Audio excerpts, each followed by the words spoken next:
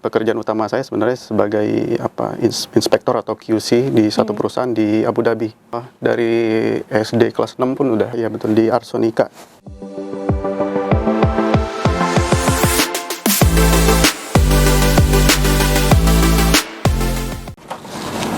Halo, kembali lagi dengan Ica di Next Podcast. Seperti biasa, kita menghadirkan salah satu artis dari Next Art ya, Next Artist kita. Kali ini yang kita hadirkan adalah seorang, bisa dibilang sound engineer, jagonya mixing mastering, namanya Mas Gilang. Halo Mbak Ica, terima kasih udah diundang loh. Makasih udah datang ke sini. Ya.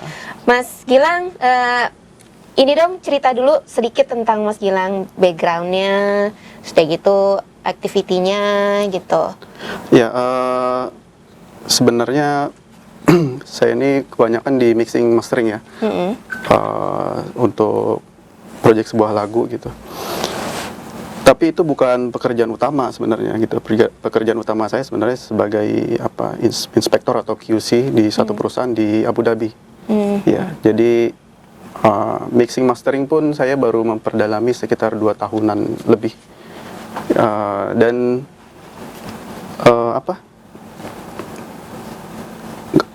Mixing mastering sendiri pun belum terlalu banyak yang saya terima dan kerjakan gitu. Ya, jujur aja sih sekitar puluhan atau sampai 30-an project yang baru saya kerjakan gitu. Oke, Ya. karena memang ada main job istilahnya Iya, ya. betul. Iya, karena sampingan juga jadi agak ya sedikit ini kalau bisa dibilang terbatas gitu waktunya. Waktunya terbatas. Iya. Tapi sebenarnya kan untuk menjadi seorang sound engineer gitu ya, mixing mastering, pasti kan ada background yang kuat di musik kan. Iya, betul. Nah, sebenarnya sebelum terjun ke dunia mixing mastering ini, terjun ke dunia musik itu dari kapan? Kalau di musik sendiri udah lama ya. Dari SD kelas 6 pun udah terjun ke musik. Jadi udah mulai belajar main gitar, awal-awal main gitar dan ikut ngeband bersama teman-teman dari teman sekolah. Mulai pertama kali manggung pun SMP di sekolah, terus acara 17-an kayak gitu. Terus sampai di tahap SMA, kalau nggak salah SMA, mulai coba-coba buat lagu, terus ke dunia recording lah gitu. Itu tahun 2005, 2006. Ya, sekitar 2005-2006 masuk ke dunia recording, terus mulai terbuka lah, oh dunia recording tuh seperti ini. Waktu itu masih analog kalau nggak salah. Masih analog. Iya, Berarti dulu sempat ngerasain dong ya transisinya. ya, pernah masuk ke tempat studio recording yang masih memakai kaset gitu. Jadi kita pakai kaset pita gitu, terus kita kasih ke operatornya, nanti dia rekam, dan itu masih live recording gitu. Iya. Masih live recording. Terus 2005 tuh udah mulai digitalisasi ya. Iya, udah mulai bergerak ke udah mulai. digital. Itu sudah mulai masuk dunia digital, udah mulai lebih mudah lagi gitu. Jadi nggak live recording, semua take satu-satu gitu, lebih bersih, lebih rapih gitu. Lalu belajar untuk ini sound ini gitu, belajar untuk jadi sound engineer. Lebih ke autodidak atau memang belajar kayak sekolah? Kalau nggak salah sempat belajar ke sekolah Agus Hardiman ya? Iya betul, di Arsonica. Memang cuma di Arsonica atau memang pernah belajar juga di tempat lain nih Mas? Sebelumnya pernah sih di Jogja Audio School, itu tahun 2020 di Jogja Audio School.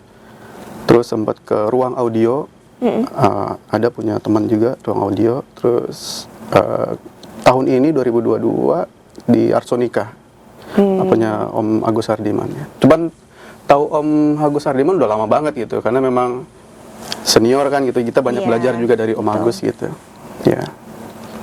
Oke. Suka dukanya gimana sih belajar sound engineer ini? Apalagi kan dulu sempat ngalamin tuh analog gitu kan. Iya. Itu kan perubahan yang lumayan ya, transisinya kan. Kalau untuk mixing mastering udah mulai lebih mudah karena dunia digital ya.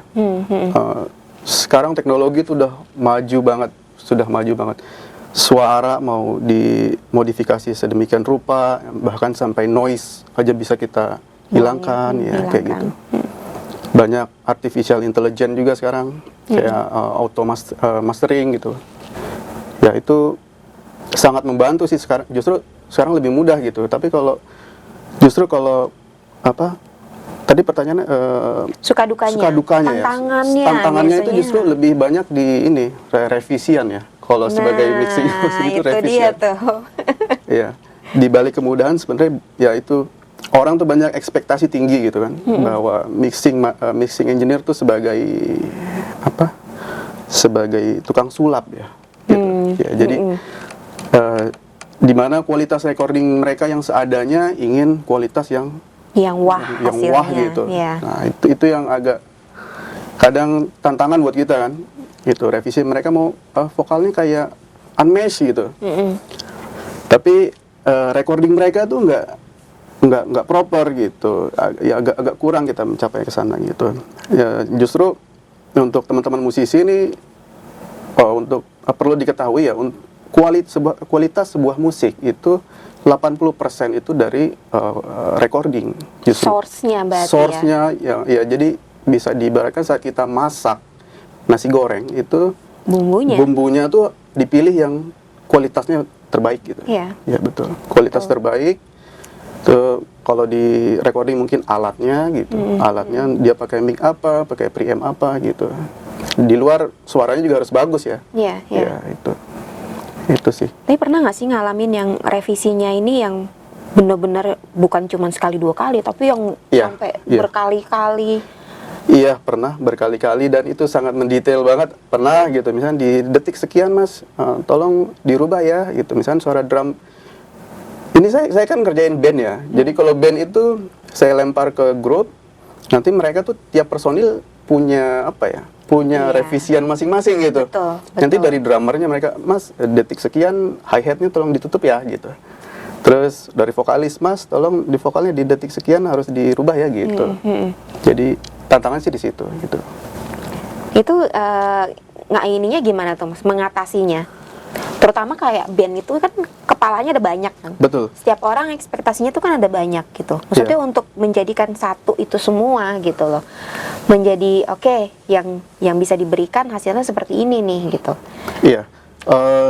Biasanya di awal kita udah ada apa ya? Agreement ya sama si band bahwa untuk satu project kita memaksimalkan revisi misalkan 5 atau 3 gitu. Gitu. Terus dan sebelum project mulai pun kita udah minta referensi lagu, arahnya kemana nih mereka gitu. Kadang musisi juga bingung, mereka hanya rekaman, lempar ke kita, terus mereka bingung mau kemana arahnya gitu. Maksudnya saat kita mixing atau mastering atau membuat sebuah lagu itu kan menyampaikan rasa ya, emosi betul. Ya ke pendengar. Dia harus ada referensi arahnya mau kemana nih gitu. Contoh misalkan ya tadi misalkan saya mau soundnya seperti Mahalini misalkan kayak gitu.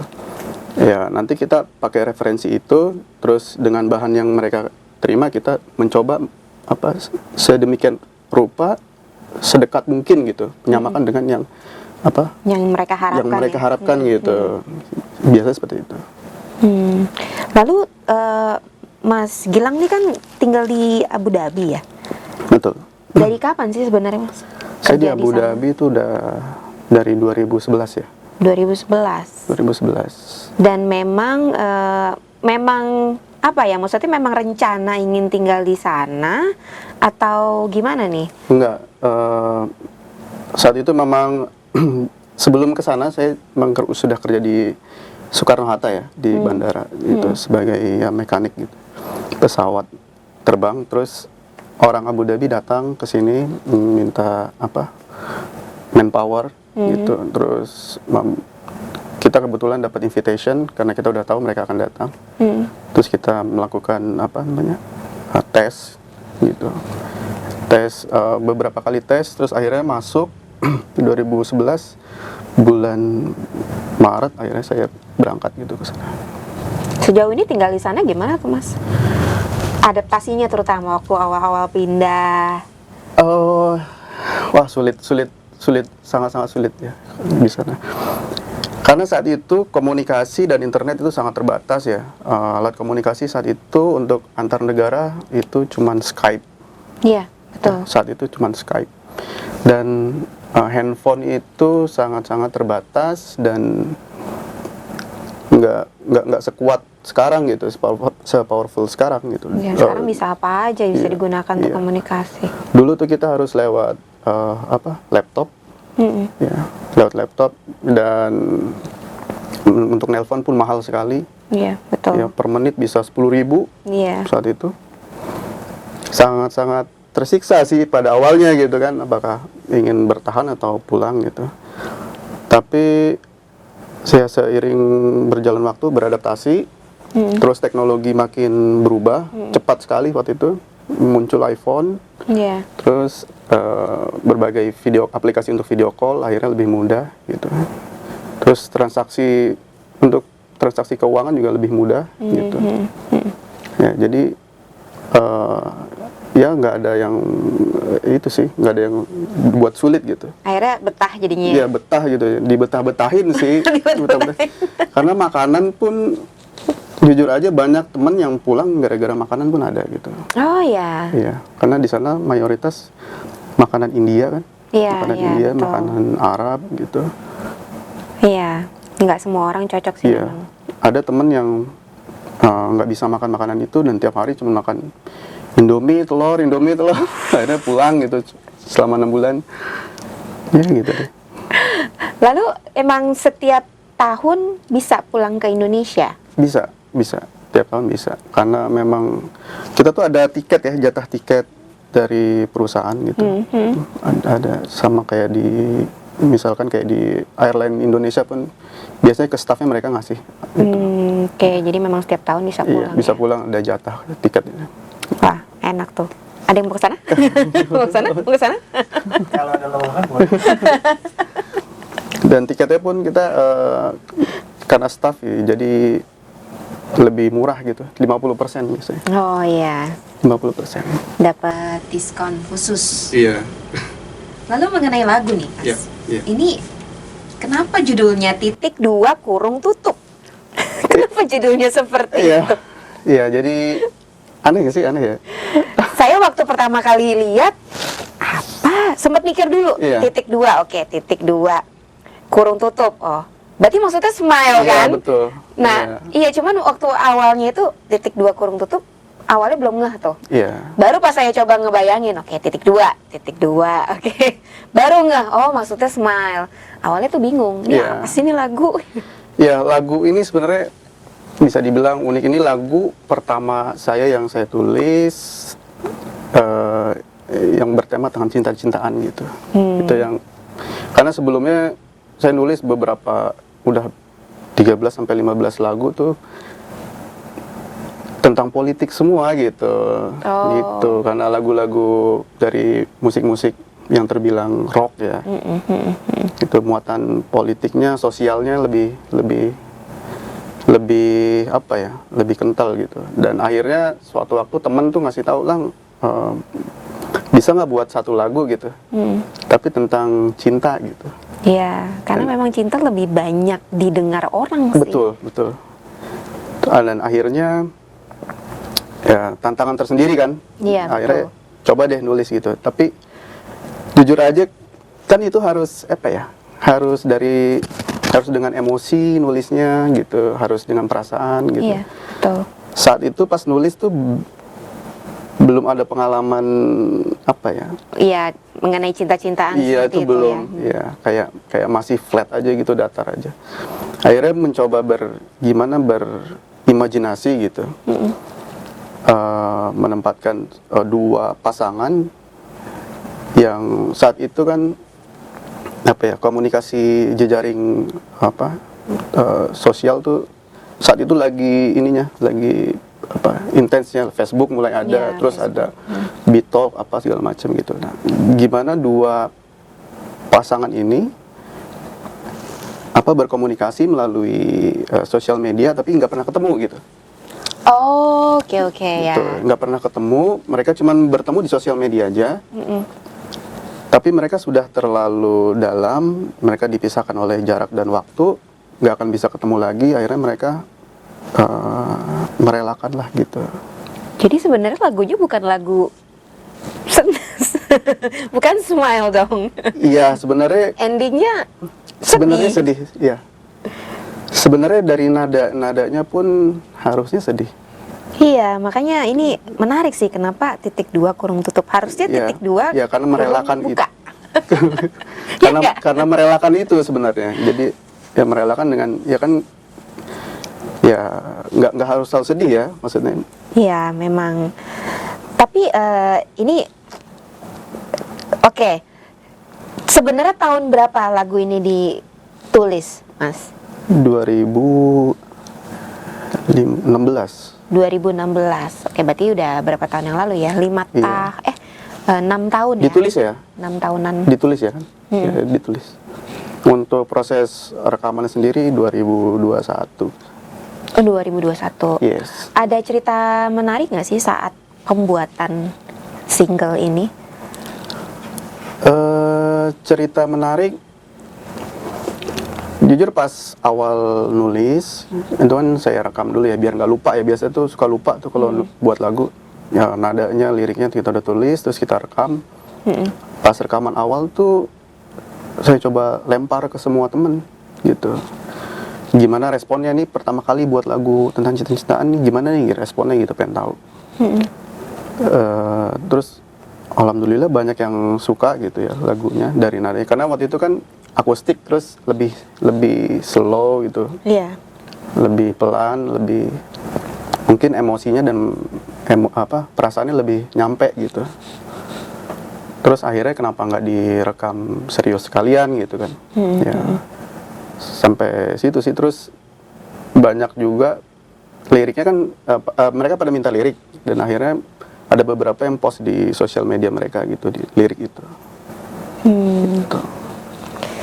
Tapi memang waktu pembuatan ini ya prosesnya lancar-lancar aja, atau memang ada kendala? Nggak tahu kenapa itu cepet banget.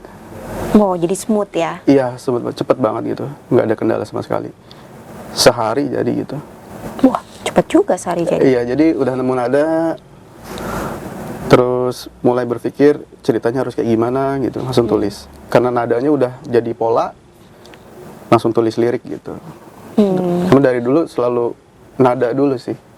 Iya, pasti, Iya. pasti. Selalu nada dulu. Kalau misalkan untuk mixing masteringnya memang dari Mas Gilang sendiri yang kerja? Iya, betul. Ya, betul. Jadi semua sampai selesai ya? Iya, semua sampai selesai. Wah, mantap. Lalu tujuannya nih, Mas? Iya. Kan Mas Gilang ini kan sebenarnya fokusnya lebih ke mixing mastering gitu Iya, kan? iya. Nah, dengan merilis lagu gitu ya, sebenarnya tujuannya lebih kemana sih goalnya? Ataukah hanya sebatas untuk buat referensi gitu ya? Mungkin orang yang pengen tahu nih gitu ya, kayak apa sih hasil mixingan atau masteringnya Mas Gilang? Mungkin ini bisa dengerin ini. Atau memang dari Mas Gilangnya sendiri memang ada goal untuk yang pokoknya ya bikin karya gitu? Dua-duanya. Dua-duanya? Iya, karena memang dari dulu memang suka banget bikin karya, nulis lagu, terus bingung nih kemana gitu kan. Udah buat,